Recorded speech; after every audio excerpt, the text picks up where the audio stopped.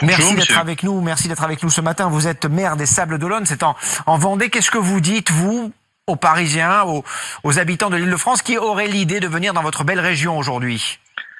Je leur dis que je les comprends d'avoir envie de venir au Sable d'Olonne. Tout le monde a envie de venir au Sable d'Olonne et c'est pas le maire des Sables d'Olonne qui dira le contraire. Simplement, le confinement, c'est pas les vacances. Et dans cette période où ce virus fait 500 morts par jour en France et où on essaye de ne pas épuiser nos soignants, de ne pas mettre notre économie à genoux, il faut faire attention à ne pas faire circuler le virus. Et donc, il faut respecter les règles du confinement et rester chez soi.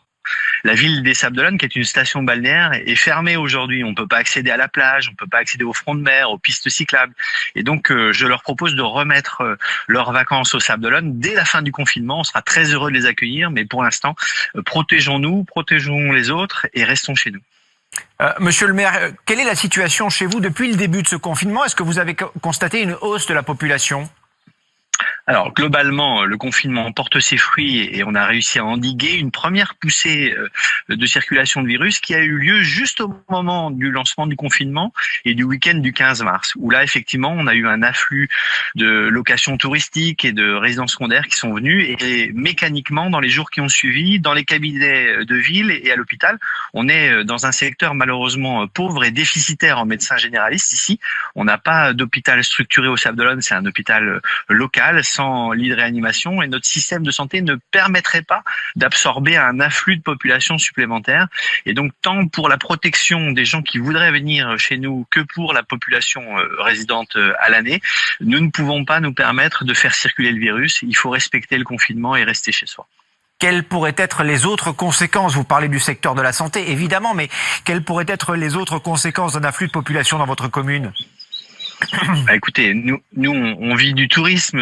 Les Sables-d'Olonne, c'est une station balnéaire et donc c'est difficile pour le maire que je suis de dire de ne pas venir aux Sables-d'Olonne alors que dans un mois, je l'espère, quand le confinement sera fini, j'inviterai mes compatriotes à venir passer un bon moment sur la magnifique plage des Sables-d'Olonne. Mais aujourd'hui, il faut faire le dos rond et respecter le confinement le plus strictement possible pour en sortir le plus vite possible, retrouver notre liberté de circuler, notre liberté de travailler, notre liberté de vivre tout simplement et de profiter des Sables-d'Olonne. De très nombreux contrôles routiers dans les gares, les aéroports vont avoir lieu aujourd'hui. 160 000 policiers et gendarmes sont mobilisés dans votre commune jusqu'à présent. Est-ce que ce confinement a été respecté?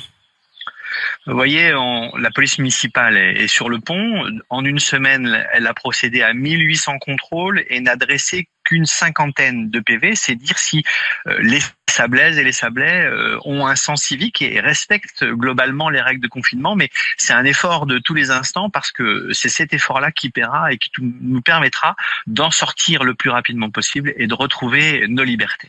Il y a du Covid-19 chez vous ou pas? Il y en a heureusement assez peu pour le moment comparé à la région parisienne, mais il suffit de quelques jours et d'un brassage de population inopportun pour que les choses s'accélèrent. Je vous l'ai dit, on a eu une première vague de Covid il y a une quinzaine de jours et les règles de confinement et le respect du confinement a permis d'écraser cette vague. On n'a pas du tout envie, et pour la protection des gens qui auraient envie de venir et pour la protection de la population résidente ici à l'année, de vivre une deuxième vague. Vous savez, résidents permanents, résidents secondaires, on est tous dans le même bateau. Ce sont pas les résidents qui sont secondaires en période de crise avec ce virus mortel. Ce sont les vacances qui sont secondaires. Et donc, on vous propose de les reporter et de vous accueillir avec le sourire dans quelques semaines, dès que le confinement sera terminé ici au Sable-d'Olonne. Le message est passé, on l'espère, monsieur le maire. Merci en tout cas d'avoir répondu en direct à nos questions ce matin dans le live BFM. Roselyne, quand même, un mot pour